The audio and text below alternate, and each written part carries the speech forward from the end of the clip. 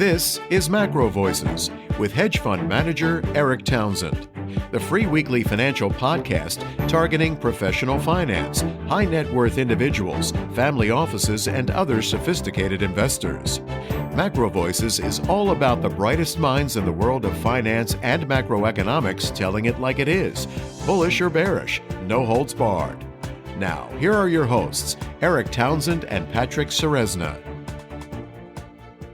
MacroVoices episode 337 was recorded on August 18th, 2022. I'm Eric Townsend.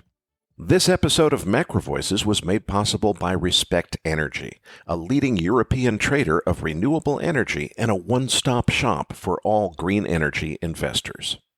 Agricultural commodities expert Leigh Goehring joins me to talk about the global food crisis in this week's feature interview. Leigh says that emerging markets have discovered meat, and that creates an exponential demand for grains. We'll discuss long-term trends in grain demand, the present fertilizer shortage, and much more.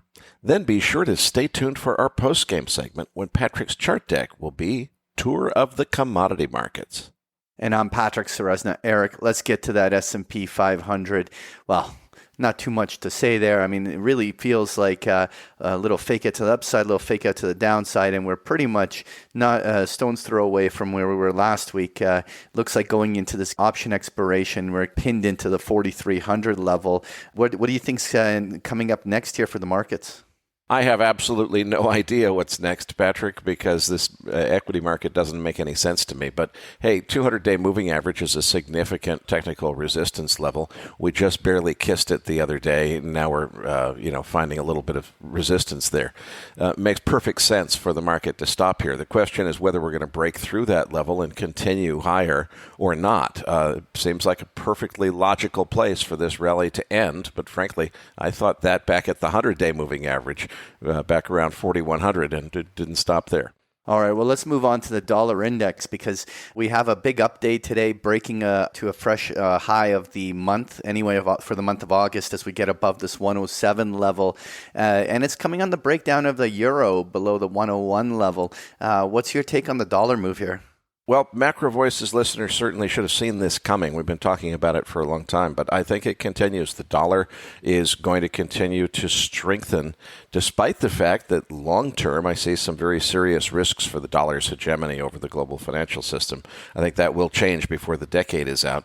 But for now, I think it's dollar stronger. We really ought to get Brent Johnson back on the show one of these days and get an update from him on his dollar milkshake theory. Eric, let's move on to crude oil. How did the inventories come in, and what do you make of all the price action?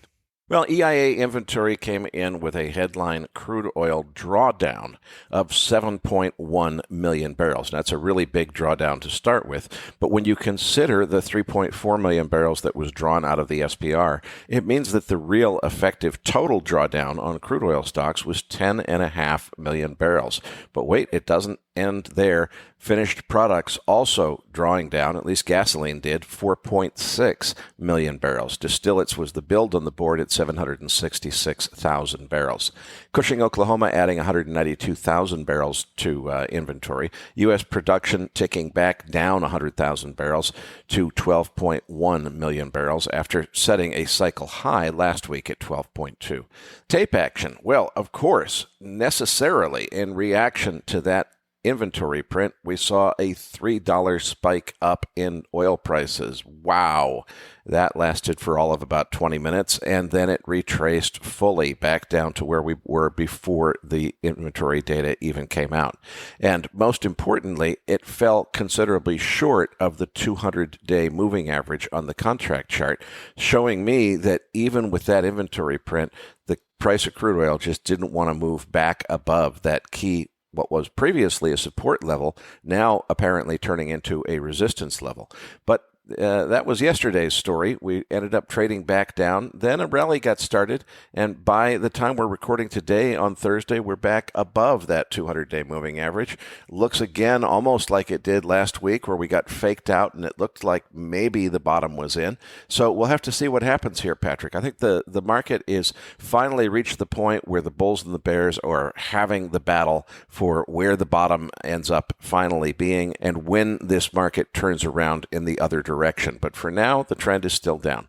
All right, well, let's quickly touch on gold. After gold poking above 1,800 for a little bit, we're in the midst of some sort of a pullback. It's not completely out of character after this dollar rally for gold to pause here. But what do you make of it? Well, Patrick, our regular listeners know for the last couple of weeks I've been feeling a little bit antsy about this gold market, just feeling like it feels like it might roll over. And sure enough, it's starting to roll over. I think as long as we can hold above 1758, where the 34-day moving average is, there's really not too much reason for concern. It's probably, just a little pullback. But frankly, it would make perfect sense if we just saw it roll over and move down to new lows below 1680. It would just fit into a sequence of lower highs and lower lows. So did we just put in a new lower high in this ongoing sell-off, or are we just pausing in the beginning of the recovery? I think the jury is still out. All right, well, let's touch on the 10-year Treasury yield, which has been crawling a little bit higher in the last 2 weeks, but hasn't cleared 3%. We're at 2.88 at the time of recording here. What's your thinking on the yields? Well, Patrick, we're still holding below that key resistance level of 3% on the Treasury yield. Let's continue to watch this. As far as having a view on where it's headed, I don't have one. I use the 10-year Treasury yield as a barometer to tell me how the inflation fight is going. Right now, what it's telling me is there's no big scores on either side. Well, this week's featured interview guest is agricultural commodities expert Leigh Goehring. Eric, why did we invite Leigh on the show as a first-time guest? Patrick, this is a really important interview. We've been looking for a long time for an agricultural commodities guest who really understands the macro backstory and can explain what's going on in particularly agricultural commodities, but with food and food supply in general. And we've been trying to find the right guest for a while. It turned out that as I interviewed Adam Rosenzweig, energy expert, a few weeks ago, we had a conversation about this and realized that his partner, Leigh Goehring, is a perfect person to do this interview. So I really encourage our listeners to listen carefully because Leigh is going to say some very profound things. I think the implications of those things are even more profound. I'll have more to say about that in the post-game segment after the feature interview. But give this one a close listen, folks, because the consequences of the things that Leigh says about the long-term trend in agricultural commodity demand are really, really consequential in the long run. Well, Eric's interview with Leigh Goehring is coming up as MacroVoices continues right after this message from our sponsor.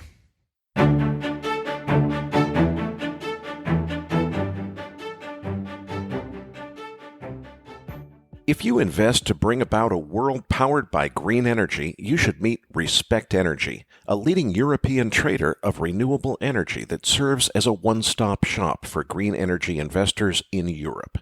Respect Energy brings together independent power producers, accredited and institutional investors holding assets in renewables, or undertaking investments in new green energy production, such as wind and solar photovoltaic power plants. More than 600 institutional and accredited investors have already entrusted Respect Energy with the sale of their electricity production, portfolio management, O&M services, EPC, and project development. If you want to invest in green energy in Europe with the help of a trusted partner, contact Respect Energy today and ask for a tailor-made solution. For more information, visit respect.energy.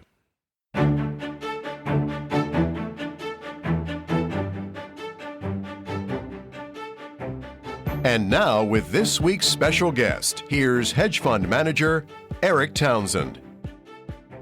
Joining me now is Leigh Goehring, co-founder and co-chief investment officer for Goehring & Rosenzweig. Leigh has some terrific downloads for you. First of all, there are two separate research reports which we'll be referring to and which a lot of this interview is based on. Also, a slide deck which pulls the most interesting slides out of those research reports that we're going to be referring to during this interview. You'll find the download links for all three of those things in your Research Roundup email. If you don't have have a Research Roundup email, just go to our homepage, macrovoices.com, click the red button that says looking for the downloads. And I recommend that you download the chart deck specifically because we'll be referring to the graphs and charts it contains during this interview. Leigh, it's great to get you on the show. We had your partner, Adam Rosenzweig, on the show a few weeks ago talking about the energy crisis. I'm really excited to get the perspective on the global agriculture and fertilizer crisis so many people are talking about, but frankly, most of them think that this is a Ukraine-Russia specific event.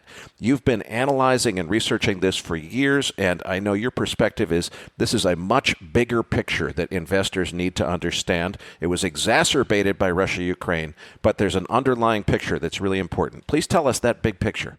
Okay, very good, Eric. Thank you very much for having me on. And I listened to your podcast with my partner, Adam, and where you covered a lot of the very interesting aspects of the energy market, and I thought that was excellent. Step back here for a minute. One of the things that everyone believes in about the global agricultural crisis that we find ourselves into today is that it all began with Russia's invasion of the Ukraine.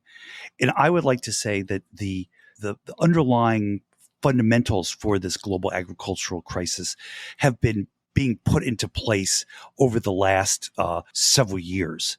And it was only a matter of time before something occurred, some sort of potentially black swan event or some sort of underlying fundamental change in global agricultural supply that actually caused this crisis to occur.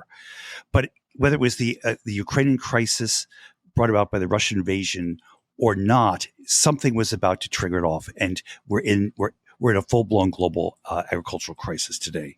Okay, Leigh, let's dive into this. This is a story about demand globally for grains. Now, going back to the 1980s up to 2000 or so, what did the grain demand look like, and why did it change around 2000, and what is it now? Yes, Eric, this is critically important to what's brought about the crisis in global agricultural markets today. If you go back, say the period from 1980 or the late 70s all the way up to 2000, global grain demand grew very consistently at about 1.3 to 1.5% per year, which was pretty much in line with per capita, or pretty much in line with global population growth. However, starting in the late 1990s, a big fundamental shift began to happen in global grain demand.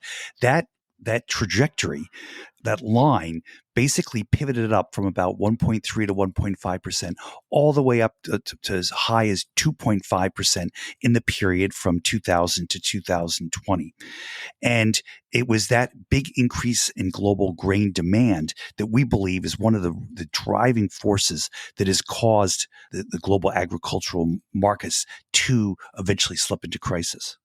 So you've got an underlying phenomenon, which is population growth over the world generally means that there's going to be exponential increase in demand for grains. But you just said it was, according to population growth, only up to about 2000, and then there was an inflection point where something changed.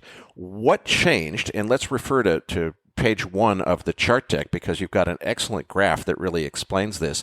What happened around 2000 that changed the demand for grain, where suddenly grain demand got much more exponential after that late 90s, early 2000s period? Yeah, what's interesting is that if you study, dietary preferences and how dietary preferences change in emerging markets, almost all emerging markets in the post-World War II environment have gone through a very similar set of dietary preference changes. That is that when you're poor, basically you live in an economy that produces about $500 of per capita GDP. Your diet is primarily starch-based. It's rice and bread, which is obviously grown from wheat or baked from wheat. And however, as your economy eventually grows and your country becomes richer, what begins to happen is that you begin to change your dietary preference. When all of a sudden, instead of $500 of per capita GDP, you're up at $2,000 per capita GDP and then up $5,000 of per capita GDP, you begin to actually want to consume a lot more animal protein.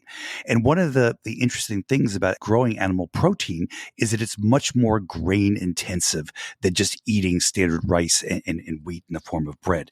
So what happens is as you consume more animal protein, the demands to produce more grain on a global basis increase substantially.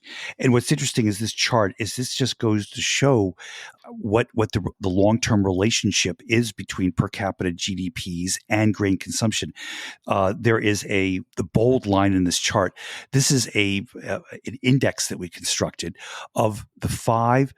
And there are only five of them. Actually, there's six, but one of them we don't have protein consumption data for. These are the only five countries from 1960 to today that have gone from basically having $500 of per capita GDP that have grown to over $20,000 of per capita GDP. In other words, they've gone from being poor to becoming rich.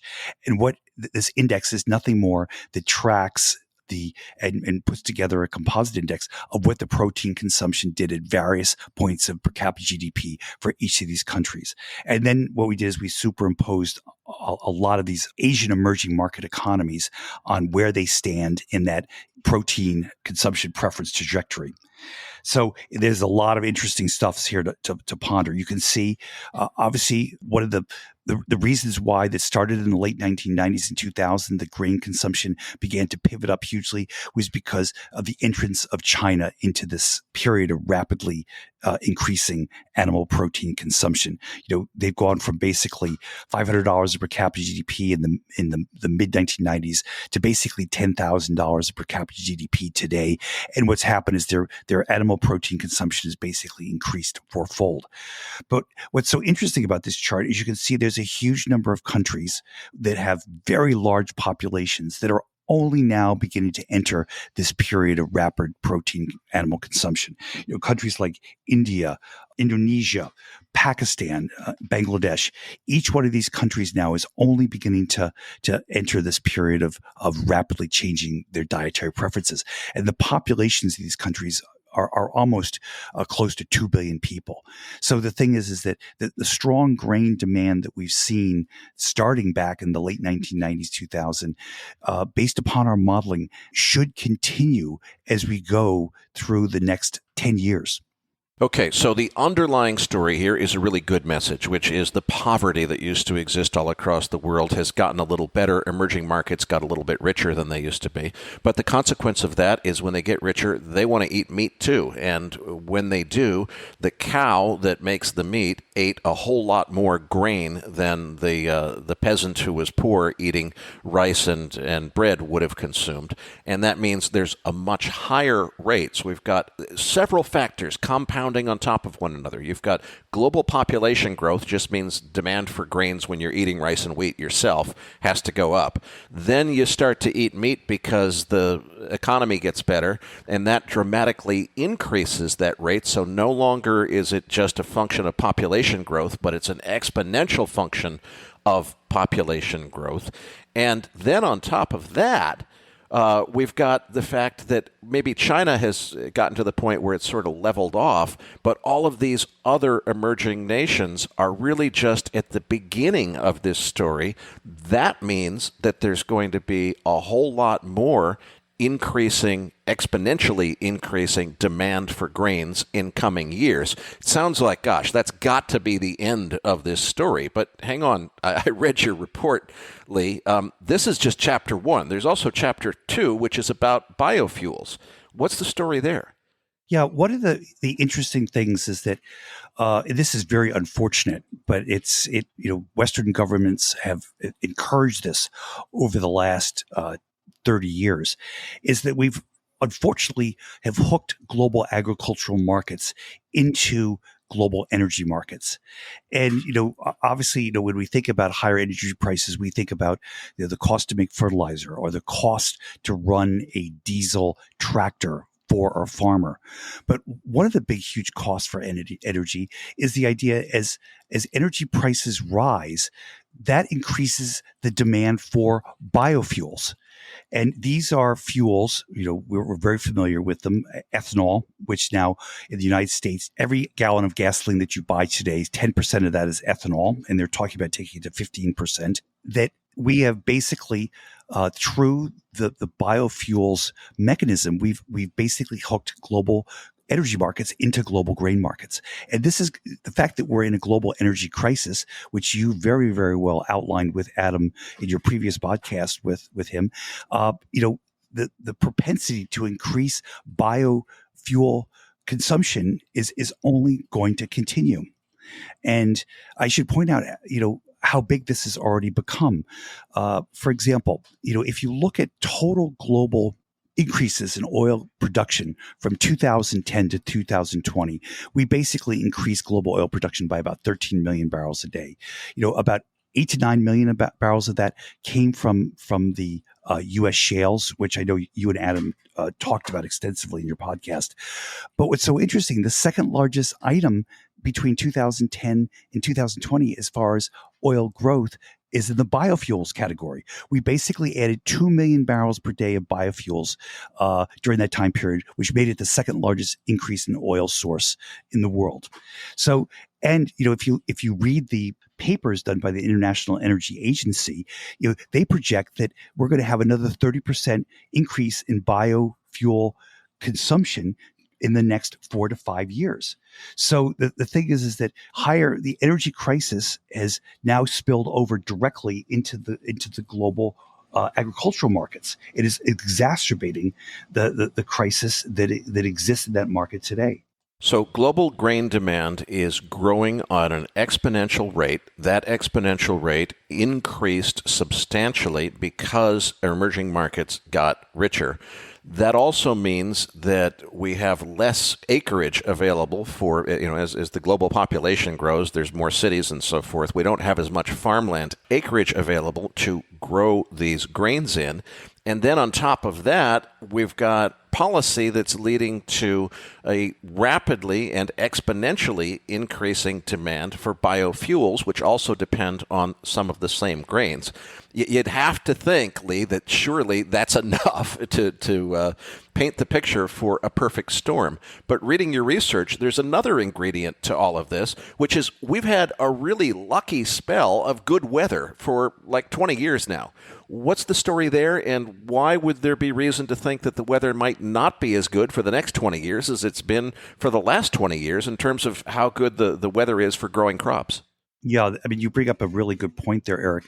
One of the reasons why we were able to meet this huge ratcheting up of global grain demand from going to 1.5% per year to 2.5% per year is that over the last 30 years, and certainly over the last 20 years, on a global basis, we've had an unprecedented string of great global growing seasons, specifically in not only the Northern Hemisphere, but in the Southern Hemisphere as well. Now, that's highly unusual, except for the drought years in North America and the U.S. in 2012.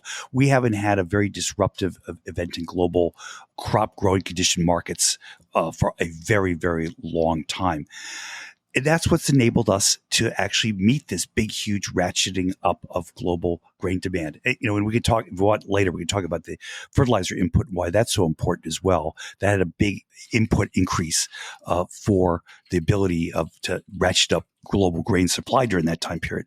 But one of the interesting things is we believe that we were on the verge of having weather patterns change significantly. And it's a little complicated and it's a little esoteric, but I think it's very, very important. Like one of the, obviously we've been in a global warming period pretty much over the last 50 years. And contrary to what you read in the press, where global warming will definitely hinder the production of global crops, our research tells us something completely different. That one of the best things that happened to global agriculture in the last 30 years is the world has gotten warmer.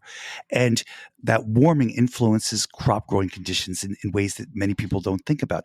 One of the most important things, and this is actually, I believe, on chart 2 that's in your deck, has been the increase in the northern hemisphere of the global growing season. Basically, in the U.S., for example, between the mid-1970s to today, we have increased the global growing season by about 12 days on average versus back then. And when you think about it, one of the biggest negative things that can happen that can damage crops in their growing cycle is having late late season frosts in the spring and early season frosts in the fall. So if you can push back those frost periods late in the spring and early in the fall, you, by definition, increase the quality of your growing season. And this has not only happened in the US, in Canada, in North America, this has happened across Europe and Russia as well. The growing season in Russia and significant parts of Russia has increased, we believe, by almost a similar amount. And the numbers are really, really impressive. If you go back to 2000, Russia produced 19 million tons of coarse grains. That would be obviously primarily corn and wheat. And Ukraine produced 10 million tons. So about basically 30 million tons of grain. 2020, Russia produced 40 million tons of grain, coarse grain, and Ukraine produced 40 million tons of coarse grain for a total of 80 million tons of grain production. Those are incredible numbers. And one of the reasons why that took place is because Russia and the Ukraine, the former FSU, was able to increase significantly the length of its growing season. Now, we believe that this is all about to change, and we believe the change is already beginning to happening, although it's being blamed for the wrong reasons.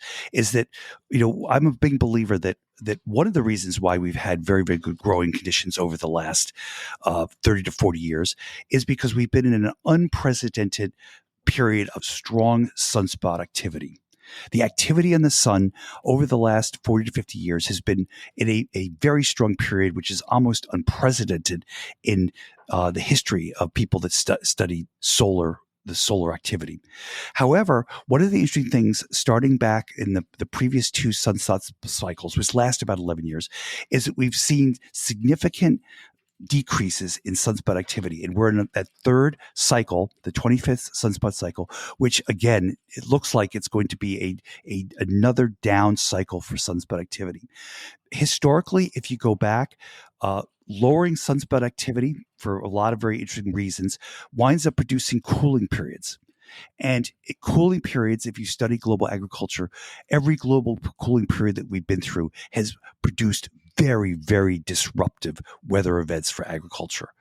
And everyone is blaming all the unusual weather events that we've had in global agricultural weather markets over the last several years on global warming. But maybe it's this transitional period that we're going from global warming to global cooling that's producing all this unbelievably difficult weather. So what I would think is that we've been blessed with 25 to 30 years of tremendously good global growing crop conditions. And I think we're entering in a period where global growing conditions are going to be challenged year after year by increasingly difficult a variety of events, whether they be floods, droughts, excessive heat, much earlier frosts in the fall and later frosts in the spring, things like that. So I think it's going to be very, very difficult to meet this big ratcheting up of global grain demand that we've seen over the last 20 years. So we've got all of these factors coming together to really bring into question whether or not the world can grow enough grains to meet this exponentially growing demand for grains as we have less and less farmland available because of urbanization. But hang on a second, there's another dimension to this whole story, which is we've reached a point now where fertilizer is not just a convenience of farming. In other words, as much as some people might prefer organic fruits and vegetables, if you can afford them, great. But we can't grow enough food for the entire planet now that we have 8 billion people on the planet as opposed to about 2 billion is what a lot of scientists think the natural support level was if you don't have modernized farming. You can't grow enough food for all those people without fertilizers. So fertilizers play a really important role. Tell us a little bit more about the role of fertilizer in this story from 2000 to 2020, the last 20 years where there's been this increase in demand. How has it played out and what are the challenges we're facing now? Yeah, Eric, I can't overestimate the importance of fertilizer in the ability to increase its global grain production. Just some interesting facts just point that out. Like, for example, between 2000 and 2020, global grain supply grew a little over 40% during that time period. And what's so interesting is that you can debate what were the biggest inputs that caused that 40% surge in grain supply, whether it be crop genetics, good weather, or whatever.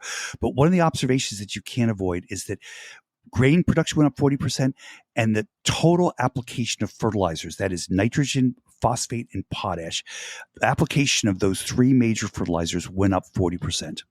And even on a shorter term basis, between 2010 and 2020, global grain production went up basically about 10%, and fertilizer applications went up about 10%. So the thing is that obviously fertilizers have had a huge input into the ability of the global farmer to increase his crop yields. Now, what's so interesting about fertilizers is that just like, we were talking about, obviously the way the energy crisis is impact the agricultural markets through the biofuels transmission mechanism. One of the other ways that it influences global agricultural markets is that the making of fertilizer is incredibly energy intensive. And the thing is that we've already seen, for example, in the nitrogen complex, which is of course one of the three great fertilizer groups, is that we've seen, because of high natural gas prices and the shortage of natural gas, which is a function of the global energy crisis that we've got going full bore in the world today, is that global nitrogen production is down. We estimate down about 5% on a year-over-year basis. And given the energy crisis that's still gripping Europe, and the fact that natural gas prices in Europe are at $60 in MCF today, we believe that this constriction of nitrogen supply will continue. And our analysis says that 5% reduction in nitrogen fertilizer on a year-over-year basis will ultimately impact and decrease crop yields by somewhere between 1.5% to 2% over time. So, what's interesting is that, the fact that we've got a potential fertilizer shortage developing on a global basis is another reason why we're going to have trouble growing food supply going forward from here. Leigh, you mentioned the natural gas connection. I just want to remind any listeners who didn't hear the previous interview with Adam Rosenzweig. Adam's contention is the really big story, as much as everybody's talking about oil, is natural gas. Americans don't think about it, but if you're in Europe, you know how big of a deal this is. Adam predicts it's going to be a really big deal for North America because he expects North American and European natural gas prices to converge. That means the cost of farming in the United States, because natural gas is an input cost of making so many different fertilizers, is going to increase dramatically. So the food inflation function coming from natural gas is tremendous. But there's another aspect to this, Leigh, which is potassium. One of the other key fertilizers comes from potash. Now, what everybody's talking about right now is that some of the biggest exporters of potash are Russia and Belarus. And of course, Russia and Belarus are allies. They're on the other side of this conflict from the West. That means they could withhold supply. Here's the interesting thing. Canada has almost as much proven reserves of potash as Russia and Belarus combined. Canada is by far the biggest country in terms of potash reserves. Now, to a normal thinking person who's not familiar with Canadian politics, you might assume that means that Canadian farmers are just swimming in fertilizer. They got more than anybody else. But the Canadian government is actually intentionally withholding it and trying to impose new restrictions on farmers, preventing them from using as much fertilizer as they want to, because they're trying to, as part of the whole climate movement, they're trying to reduce carbon emissions. I think there's some other stories around the world that you've written about. Tell us some other things that are going on, Leigh, that fit into this story. Yeah, and again, this highlights the importance of fertilizer application and how it positively impacts crop yields. One of the greatest experiments that's taken place in trying to restrict traditional commercial fertilizer application was taking place in Sri Lanka in the last couple years.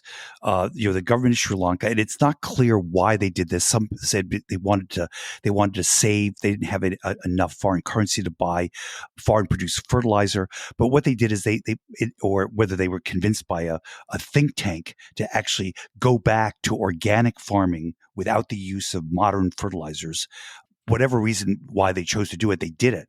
And the impact on crop yields was almost immediate and catastrophic. For example, obviously one of the major exports from Sri Lanka is tea. And 1 year after they switched over from using traditional commercial fertilizers to using quote unquote organic fertilizers, which was primarily animal dung, things like that, that the tea yields or the yield from tea plants fell close to 25 to 30%. And since this was a huge source of foreign exchange income for the country, it set off a huge financial crisis in the country. So the thing is that you cannot underestimate the importance of fertilizer application and how it affects crop yields going forward.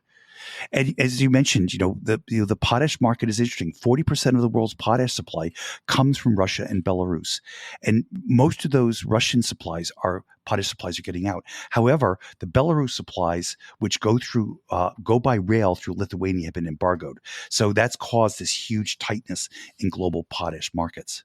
Now, let's quantify how this transmits to food prices, because, if you told me the cost of some minor ingredient, let's take uranium as an example. If the price of uranium doubles, well, you know what? The cost of uranium to a nuclear power plant is a tiny, tiny little line item. If the cost of the fuel doubles, it really doesn't affect the price of electricity very much. On the other hand, if you have, a key ingredient in some product, well, that's going to dramatically increase the end price of that product if that ingredient goes up in price. So let's assume, for sake of argument, that the cost of fertilizer were to double. Is that a 5% increase in the cost of food, or is that a 10%, or is that 100%? How does it translate? Oh, that's a very interesting question, and I'd have to think about that, Eric. Obviously, what are the problems? Fertilizer prices have run so strongly over the last years. I mean, basically, the entire nitrogen, phosphate, potash complex went from, a year and a half ago, 2 years ago, $275 a ton to, their potash prices actually broke $1,000 a ton selling into Brazil. Urea prices got as high as 900 and phosphate prices got as high as in the mid 800s. Now, if you're a farmer in an emerging market and you basically operate on a cash basis with no ability to draw on credit from banks, things like that, when you have a huge short-term surge in fertilizer prices like that, you can't afford to buy it. You just don't have the cash to buy it. So one of the things that we're seeing in many places of the world, a lot across Africa and some places in Asia, that farmers just don't even have the ability to buy fertilizer to apply because they just don't have the cash to buy an input that is now up 3 times in price from what it was a year and a half or 2 years ago. So how that translates into higher crop prices, it's going to, because obviously it's going to be another input reduction that winds up restricting supply in the face of this very, very strong demand. What's the actual price intensity of those cutbacks? I'm not so sure, but it's going to be significant. There's another point I think it's really important that we make here, Leigh, which is a lot of people in the green movement might say, oh, well, what we ought to do is get rid of these genetically modified seeds and get rid of fertilizers completely and go back to nature. Do it the way nature intended it, without any fertilizers, without any genetically modified anything. I think that's a terrific goal, but everything has a cost. And the cost of doing that would be we'd have to cull half of the global population because we've reached a point where it's not possible to grow enough food for everybody on the planet without using the technology of fertilizers and so forth. You've predicted that this could eventually lead to something you're calling food nationalism. What do you mean by that? Yeah, in fact, this has already begun to happen. And I think we'll see increasing episodes of food nationalism as we go through this decade. And the last time we saw this phenomenon was all the way back in the 1970s, which of course was an inflationary period with their various points in the 1970s that had surging grain prices and had surging beef prices. But what food nationalism is that in order to bring down domestic prices or increase domestic supply, decrease domestic prices, what you do is you basically ban the exports of various food groups. Now, this cycle started with Indonesia, which is the world's largest palm oil exporter. And now that's interesting for a variety of reasons. Remember, one of the great inputs to biodiesel, and we could talk. We don't have enough time to talk about biodiesel today, but obviously, biodiesel is made from basically vegetable oils, and obviously, biodiesel demand has been growing strongly because of ESG concerns, which has put an extra demand on global palm oil supplies. Now, it's interesting. What happened there was that, obviously, a huge source of vegetable oil in the world comes from sunflower seeds. And it turns out that what is the world's largest sunflower seed producer in the world? It's the Ukraine. So when the Ukraine sunflower seed crop this year didn't happen because of the war, that created a huge shortage of global oils, cooking oils, vegetable oils.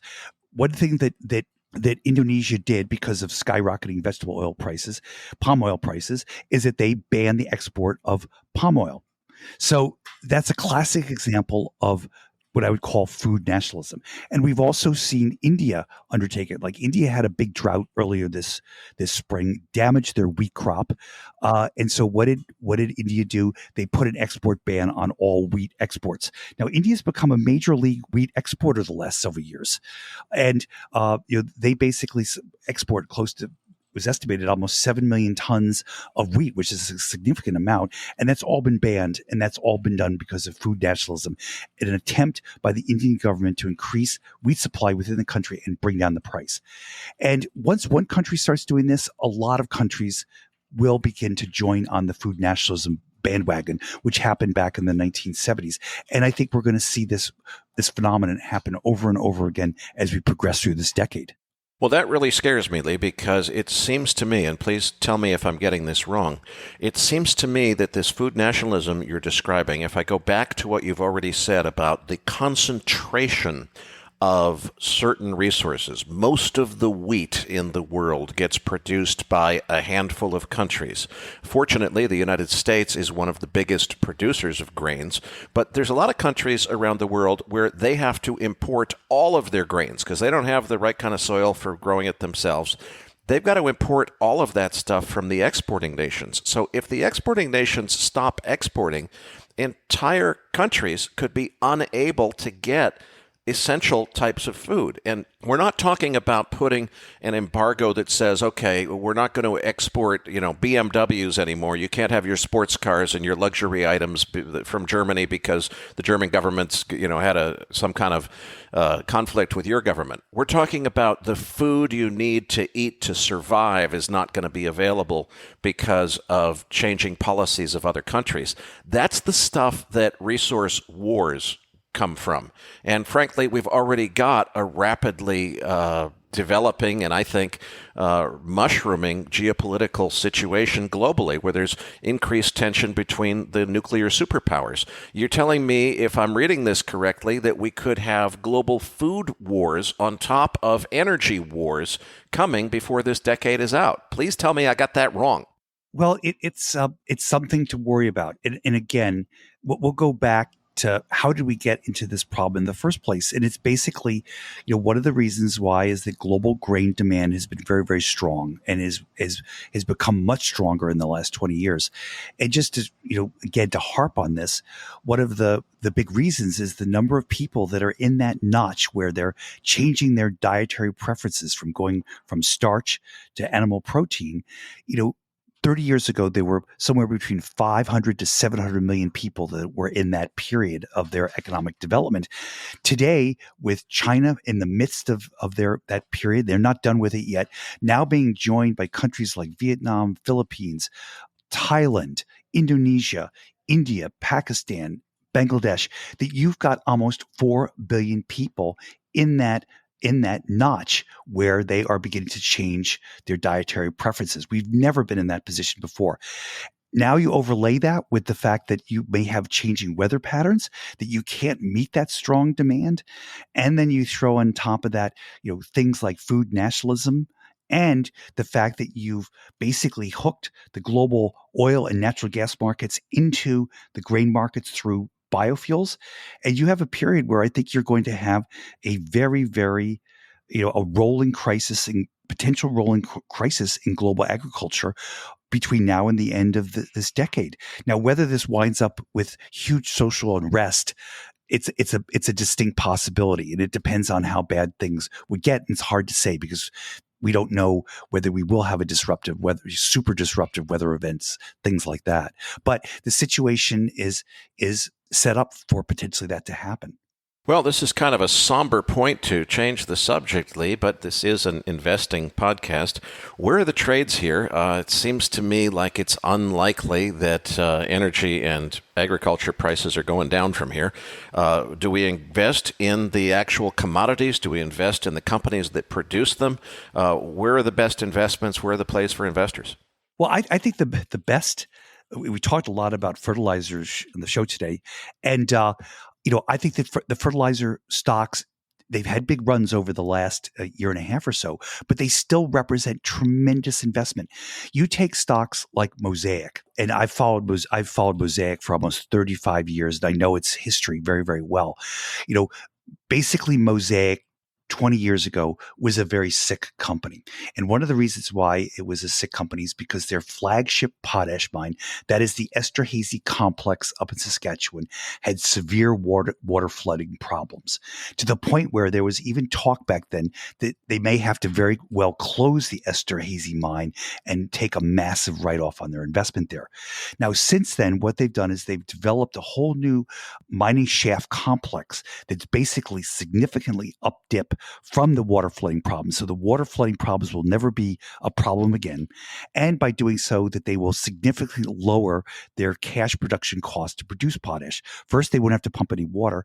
And second, they have rebuilt those shafts very close to the working faces of the mine. So instead of having to spend 45 minutes to get to the mine face and then 45 minutes to get back to the shaft, you could basically walk out of the shaft and begin mining directly.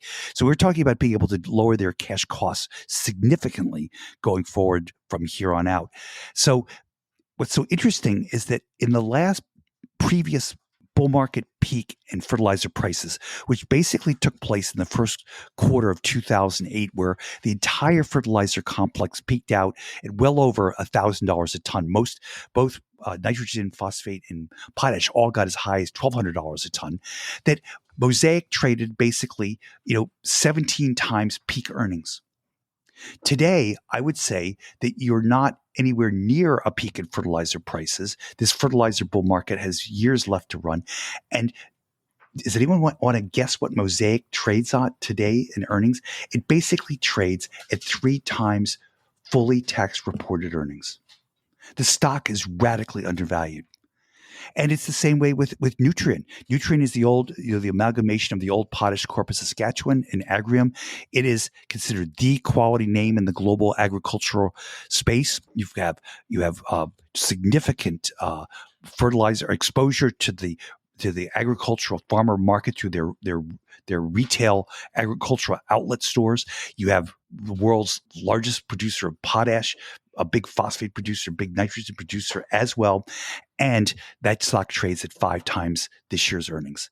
So the thing is that these stocks are ridiculously cheap. There's no way that they incorporate today's fertilizer prices, let alone I think that fertilizers down the road will be significantly higher than where they are today. So the thing is, I think you've been given a tremendous buying opportunity in these fertilizer names. Leigh, I can't thank you enough for a terrific interview. But before I let you go, I want to ask you about what you do at Goehring and Rosenzweig. And particularly, listeners, listen up, because the samples that you get from us in MacroVoices interviews are oftentimes from researchers who sell very expensive newsletters. You want to subscribe to the thing, you get the sample on MacroVoices, you get hooked, and then it's, lots and lots of dollars in order to subscribe. Leigh, the subscription to your letter costs $0. What's the story there? Well, the story is that, many people think that, and I know Adam mentioned this in his podcast with you, many people think that we are a research shop. Some of the research that we do on global commodity markets, I think is the best out there. And a lot of people will agree with us. And except we're not a research shop. We are a money manager shop. We manage money as a profession. And what we've done is what you see in our quarterly newsletters is all the research that we do that we incorporate into our investment process and how we construct our portfolios. So you as an outsider are getting a free look into what Goehring and Rosenzweig is thinking and how we're positioning our portfolios, what we like and what we don't like. And so it's a very nice opportunity for people to figure out what we're doing. But we're not a research shop. We do excellent research. I think we do some of the best research that's out there, but we are money managers. So if anyone's interested in having their money managed exclusively in global natural resources and commodities, we're the place to go. We have a tremendous long 30-year track record, which I would take up against any other person in the natural resource space. And the website is www.gorosen.com. Patrick Ceresna and I will be back as MacroVoices continues right after this.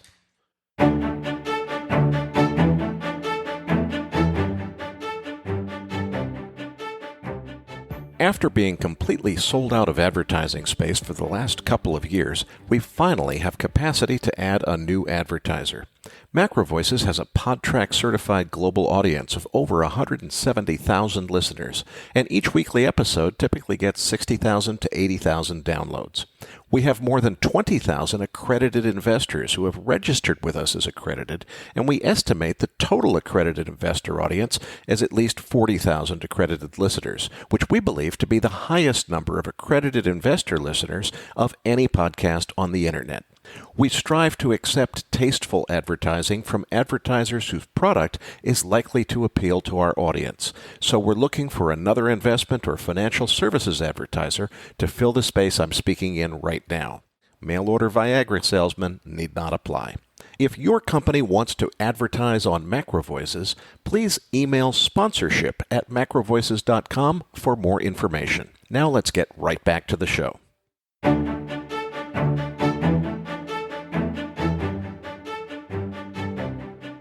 Now, back to your hosts, Eric Townsend and Patrick Ceresna.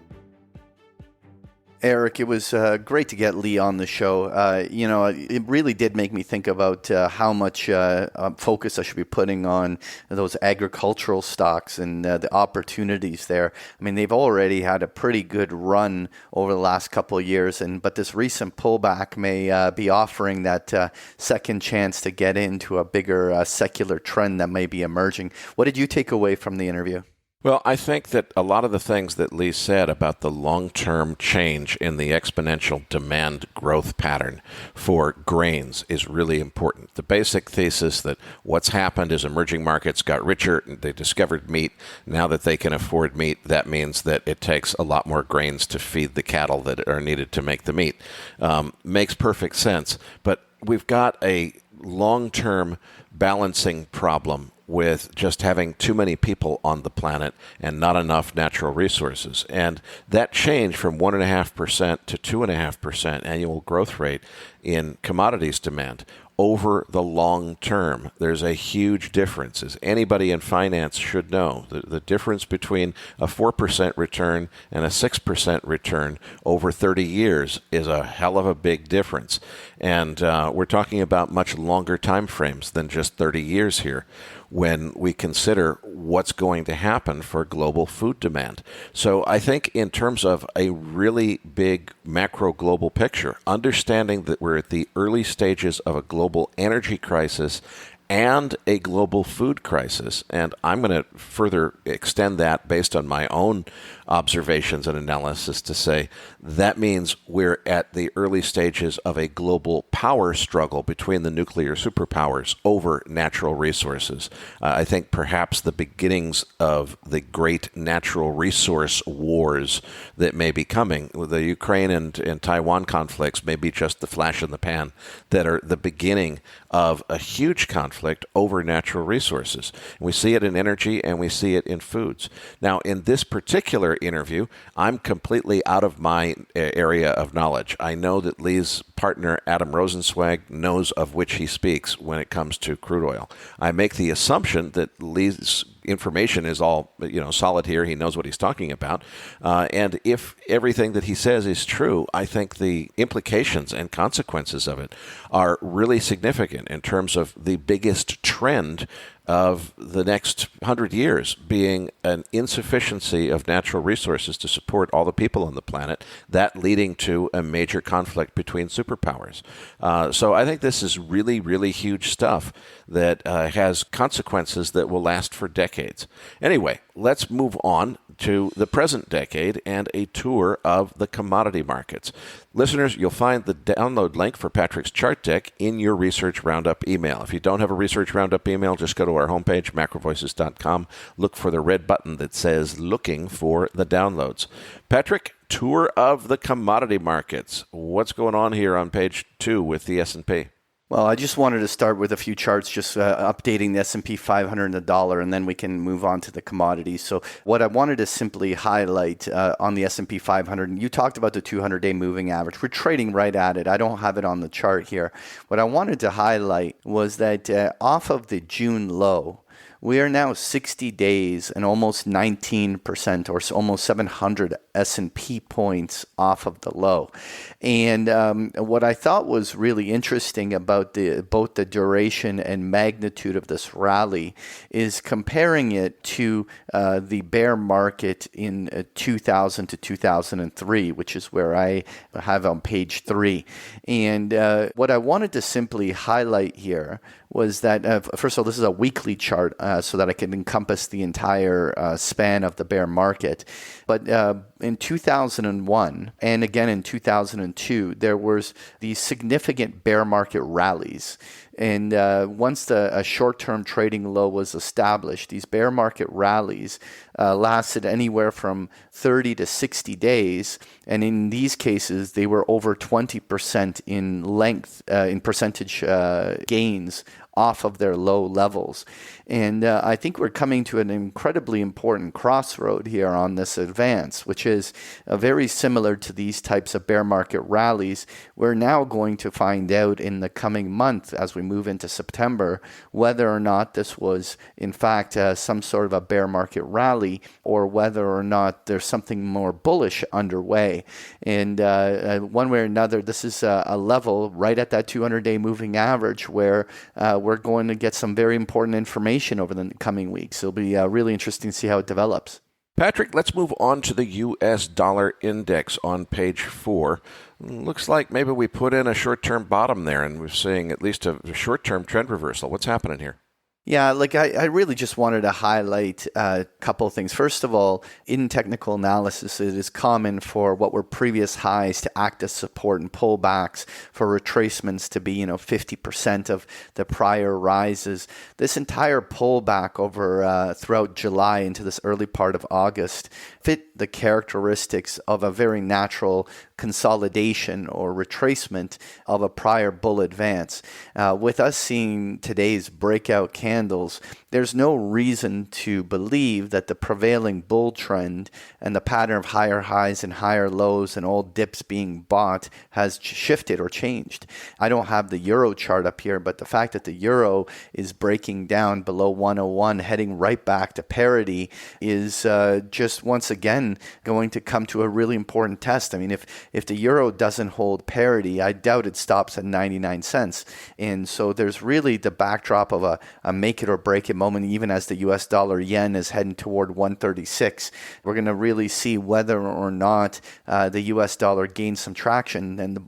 But the bigger thought I have on that, Eric, is typically U.S. dollar strength is associated with a risk-off impulse. And it's interesting that the dollar is attempting to break out at a time where the S&P 500 is reaching an important crossroad and many commodities are weak and other things like that. It'll be really interesting to see whether a dollar breakout engages here and whether that spills into the inner markets and starts to drive a risk-off impulse going into Labor Day.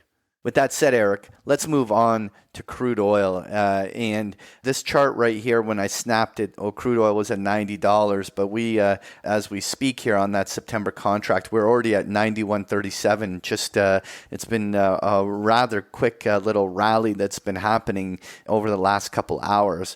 To me, this is actually a really important crossroad. As we broke to a lower low just a few trading sessions ago, typically that opens a floodgate. As a lower low is made, it usually creates a feedback mechanism of technicians and chasing trend, stop losses being hit, margin calls being made, and usually it leads to some downdraft. But oil broke temporarily to a lower low and very quickly is snapping back. Now, the pattern of lower highs and lower lows is very distinct, and by no means is this chart bullish yet.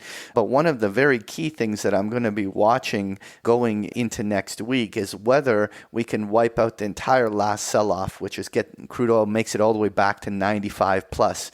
If we see that it can crack 95, pullbacks are being bought on dip, and the whole chart is turning up, maybe this 2-3 month sell-off in crude oil may be coming to an end. What's your take on it? Well, I'm certainly watching closely, Patrick. The fact remains that right now what we have is a series of lower highs and lower lows.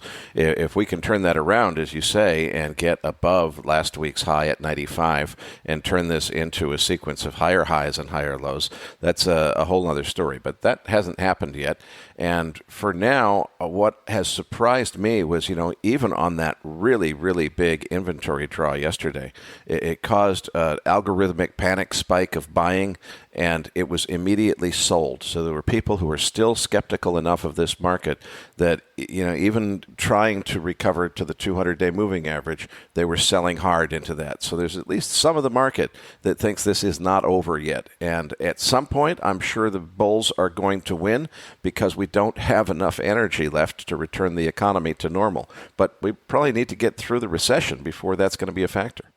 Eric, let's move on to gold. I just wanted to highlight, I agree in many ways with what you were saying in the market wrap at the beginning. I mean, I remain bigger picture bullish gold, but there's no denying lower highs, lower lows in a downtrend with this current rally looking no different than the bear market rally we saw in the S&P 500 and just rolls over.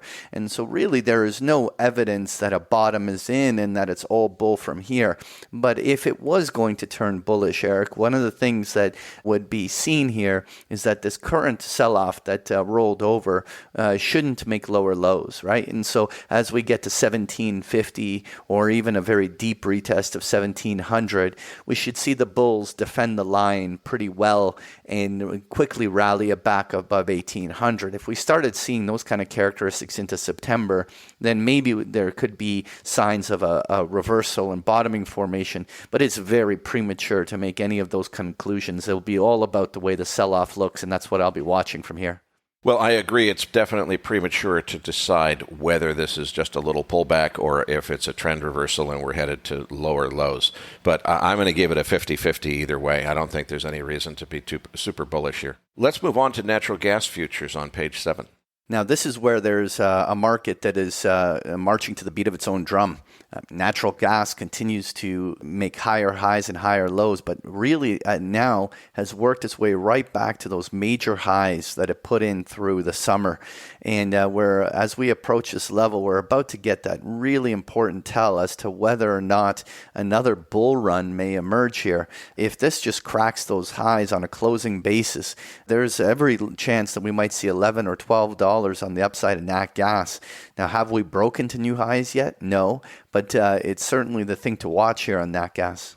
I agree, Patrick, and for anyone who missed it, you definitely want to hear Adam Rosenzweig's interview on Nat Gas a few weeks ago, as he has a very bullish view on where it's headed from here. Let's move on to copper futures on page 8. So what's interesting is obviously everyone follows copper as Dr. Copper, which is a sign of economic health. And clearly with an economic recession and a slowing economy, that copper demand going down is not abnormal. So we had a very violent drop through June into July. And since here, it's been retracing. I think it mirrors what we're seeing in gold in many ways. Now, obviously, it's a different type of metal, but it was very oversold. It's bounced, but there's really just no evidence that this is anything more than a bear market rally, very similar to what we saw on that other chart. And it would not be a shocker for us to see copper go and retest its lows, establish double bottoms, create basing formations.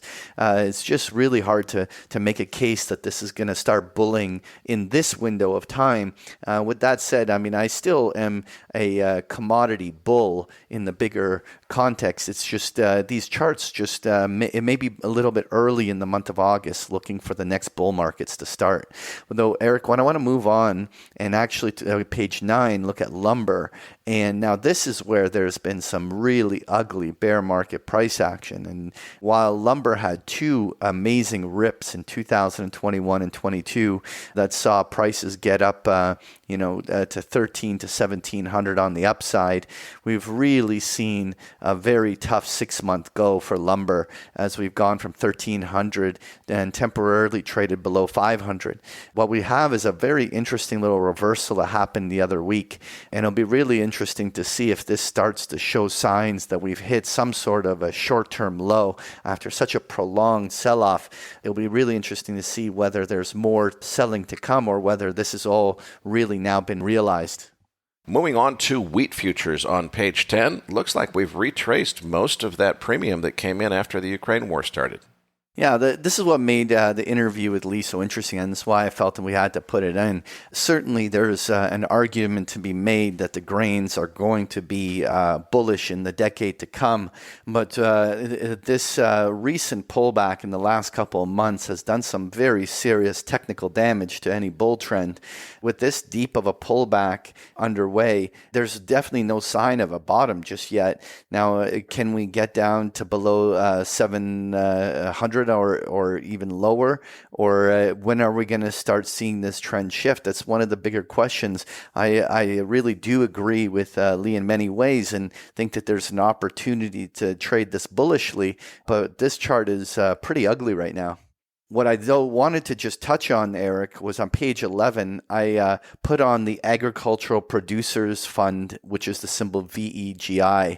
And what's interesting is that while many of the grains have been selling off pretty hard and are not far off of their multi-month lows, this bear market rally in equities certainly has spurred quite a reaction in many of those ag names, including the two that Leigh mentioned, which was Mosaic and Nutrien. Both of them have had meaningful rallies, which is reflected in this ETF. And really what will be interesting to see is will they all head right back down? Will we see some sort of retesting? And where is the real buying opportunity in this space? I do agree in many ways that this is a great space to be in. But after this thing has gone from $37 to $44 in a month, it's certainly not my favorite spot from an asymmetry perspective to start buying up here. It'll be interesting to see the way it behaves during pullbacks. Listeners, if you enjoy Patrick's chart decks, you can get them every single day of the week with a free trial of Big Picture Trading, Patrick's trading service. Information's on page 12 and 13 of the slide deck or at bigpicturetrading.com. We're going to leave it there for this week's show. This episode of MacroVoices was made possible by Respect Energy, a leading European trader of renewable energy and a one-stop shop for all green energy investors. Patrick, tell them what's in this week's Research Roundup. This week, you're going to find the transcript for today's interview, as well as a link to Leigh's slide deck, as well as the chart book we just discussed here in the post game, as well as a number of links to articles that we found really interesting. So you'll find this and so much more in this week's Research Roundup. That does it for this week's episode. We appreciate all the feedback and support we get from our listeners, and we're always looking for suggestions on how we can make the program even better. For those of our listeners that write or blog about the markets and would like to share that content with our listeners, send us an email at researchroundup@macrovoices.com, and we will consider it for our weekly distributions. If you have not already, follow our main Twitter account at MacroVoices for all the most recent updates and releases. You can also follow me on Twitter at Patrick Ceresna. On behalf of Eric Townsend and myself, thank you for listening, and we'll see you all next week.